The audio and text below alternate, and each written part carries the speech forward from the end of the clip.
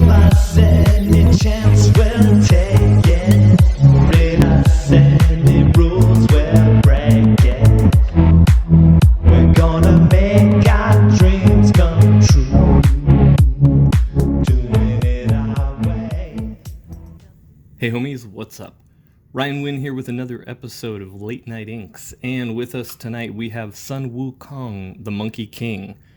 Originated in the story Journey to the West, an old Chinese novel, and by old I mean hundreds of years old. And he was one of the original archetypes of the hero's journey, which is you've seen in Luke Skywalker and things like that. Also, more prominently, you may have seen his archetype played out as Goku in Dragon Ball, or Dragon Ball Z, or Dragon Ball, any of the Dragon Ball versions. Personally, I like whatever the ones with Majin Buu were. I really liked those when they were being aired on Cartoon Network originally, like 15 years ago, almost 20 years ago maybe. Anyways, this is the original pencil for my sketchbook. I'm doing this for Diablo Hashcraft, who is an Alterna Comics fan and friend. This is for a logo for his Hashcraft company, and we both like this version. It's sort of an 80s storybook version, and I did it up in my style. So, before we do that, I'm going to let you know I'm going to be inking it on this Bristol board. We printed it up on Blue Line, and down below, you can click on the link. You can print up your own version. If you want to go and do that now, go and do that now. Come back and we'll ink it together. So go ahead and do that if you're going to do that. If not, all right. We're going to set this aside. We're going to get right to inking because we already did a little warming up with our brush. So we're going to put that aside, and you should have already done your warm-ups as well. If you want to see how to warm up, go watch one of the other videos. We are going to have warm-up videos up pretty soon. I'm still working on that stuff. So anyways, first things first, what we're going to do is take a trusty pit marker, size M. It's a little heavier. We're going to go back here to the end of his staff. And we're going to do that rounded off end.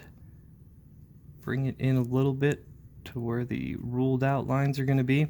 And we're going to do his staff first because it crosses over so much of his torso. All right, let me get it in frame.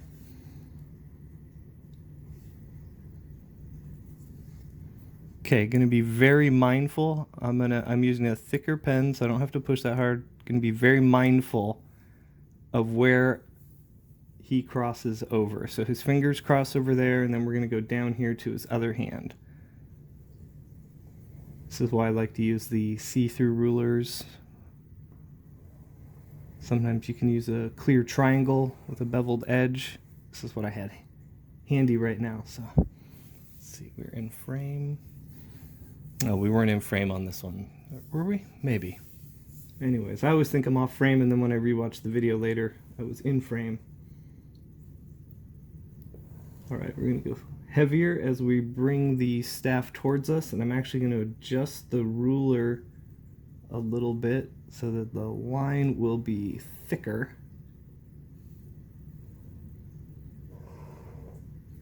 There we go. There's our first one. We're going to line up the end here. Excuse me. And again, like I said, going to be mindful where we want to stop. You see that hand there? Bring it, going to put a little more pressure on the second time. Nice heavy line.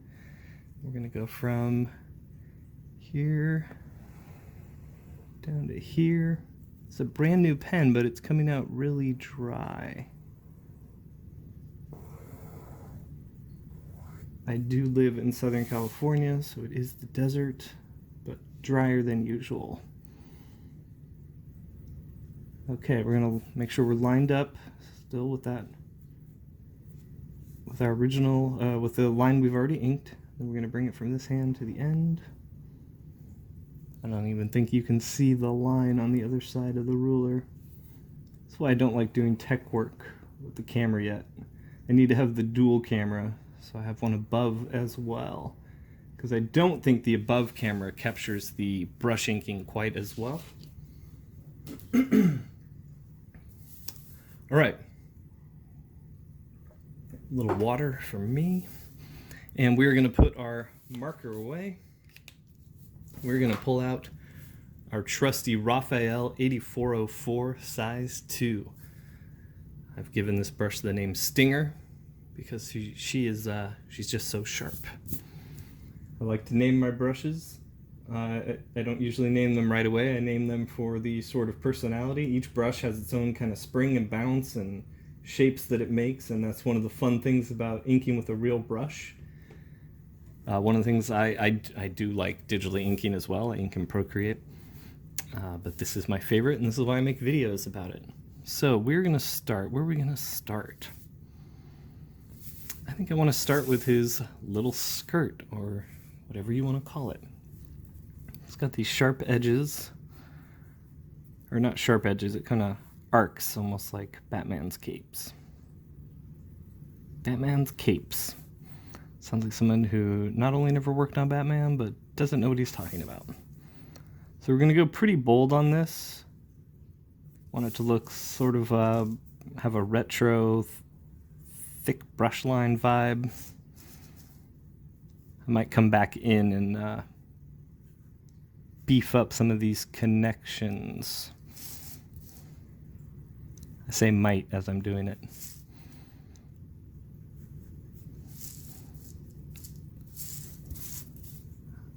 All right, that's got a little decorative piece here.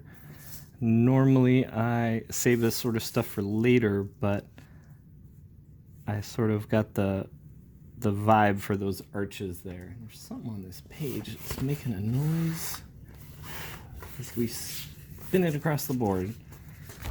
Let's see what that is. There we go.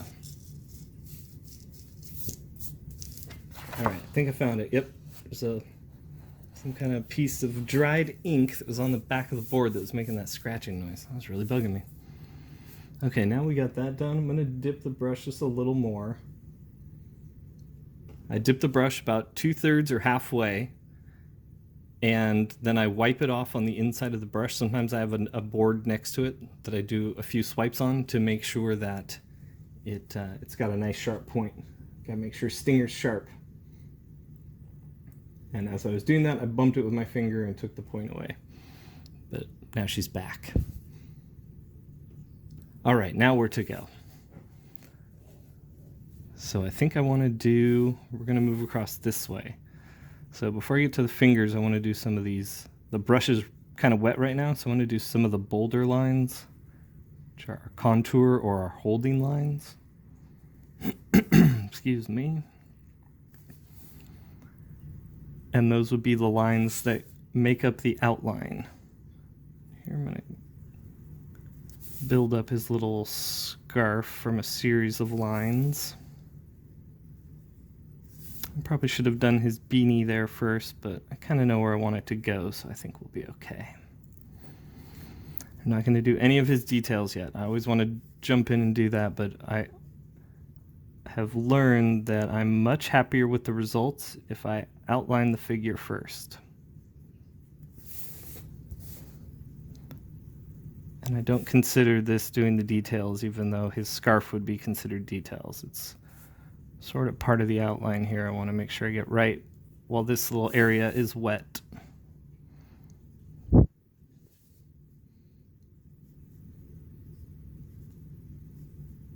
So you see, I made some of these lines, and then I went back and I'm thickening some of them up. You don't have to make the line doesn't have to be perfect the first time out. You can go back and thicken things up, and if you got your white out, you can even thin things out. But see here, this is why it was nice to rule out the staff lines first, because then we can just butt our brush lines up against that. Okay, for a lot of these, like this line, it's mostly a wrist move.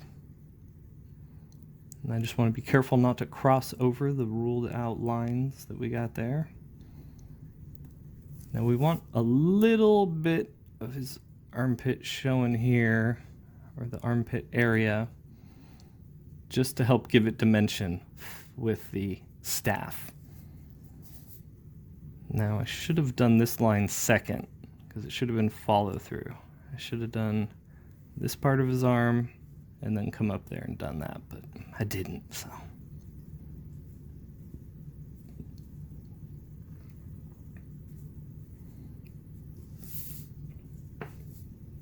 All right, so we've done all these lines going across this way. Turn a little and just finish his arm while I'm over here. And if you can see there, when I went like this the first time, the brush had a little bend in it, and there's a little line there that we're gonna beef up. Beef it up. There we go. Nice and beefy on the undersides. Okay, we're gonna redip the brush 2/3 halfway. Wipe it on the inside of the brush. Or I'm sorry, wipe it on the inside of the jar. Just kind of flick it. Get a nice sharp point. Everything's pretty dry on here now, so we're gonna go back up here and continue some of these lines. So we are gonna do his sort of beanie first here.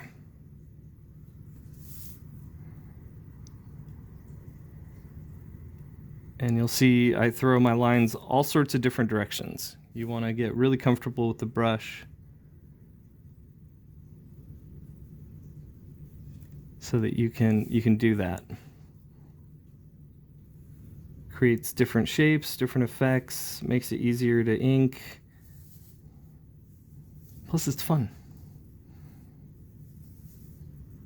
All right, let's see where we got wet there, we're wet there, so we can come up here. We can finish off his little scarf. Oh, look at right there. I don't know, can you see that little smudge? I missed it. I was looking at these wet points here, and I missed that one, so when I went up there, I hit it with my glove. I'm gonna make sure my glove is dry now. Man, that's a bummer. It's an easy cleanup. We don't really want to be bummed. You don't want to get all emotional about, oh, I missed, I did a little smudge. Just say, damn it, and move on. That's how it goes sometimes. That's why they make erasers for pencils and whiteout for inkers.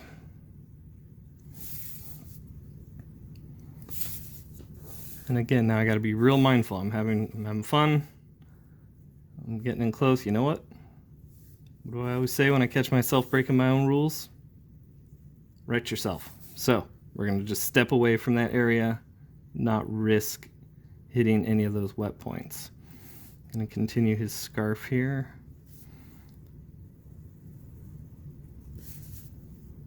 And beef it up. There we go. Now we're gonna go out of the way of all these wet points. We're gonna come down here and start doing these fun leg lines.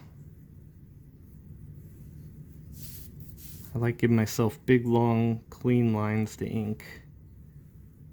When you draw in this manner, though, it just means there's not a lot of lines. Where if you like a lot of rendering and cross-hatching and stuff like that, you draw in like a Mark Silvestri kind of way. Or Rob Willis over on Twitter. If you guys aren't familiar with Rob, he's a young up-and-comer. He did Shinobi Sasquatch, or is doing that. I've been watching his work recently, and I haven't seen a young artist with his get up and go in a long time. All right, got these pointy little booties. I'm gonna spin the board. We're gonna come around for this leg now.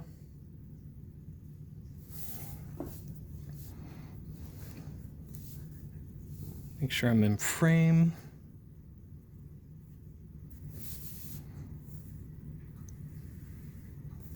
So I've got a couple different versions of this Monkey King I'm going to do. I don't know if I should do a second video with a brush marker version. Let me know if those of you that are watching these and practicing along, let me know if you want to see a second version of how I would do it with a brush marker.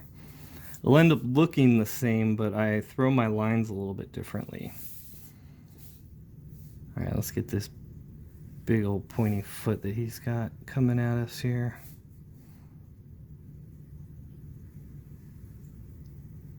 See, I like to do long sweeping lines like that. And I can clean that point up there. And see, this one I started and then continued. So you can do that too. You can start your line and then trace over that, you know, to make it longer. Make it look like you did it in one stroke. Let's close off the end of this while we're here too.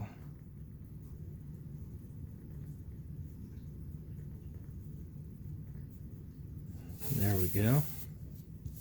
All right, we're going to be diligent here and look for wet points to make sure we do not smudge again.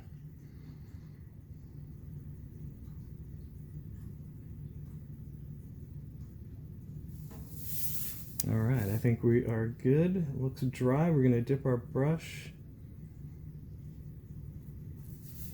But you know what? I think 16 minutes is good for this video. Let's call it here tonight. And in our next video, I'll make sure I have it dry. We'll do faces, hands, and details. Yeah, that's what we'll do. So hopefully you've printed it up. Hopefully you are inking along. Hopefully you are having fun. Don't stress out too much. You can always ink up another one. I recommend even just printing them up on 8.5 by 11 copy paper and practicing on that. That way you can have a couple different ones to try out. So until next time, take care of yourselves, take care of each other, and take it easy. And if you haven't already, head over to alternaaccess.com and check out the book I wrote, Gods and Gears, with art by Dean Kotz and letters by Wes Loker. Issue 4 is out soon. Stupid cat. Newsprint.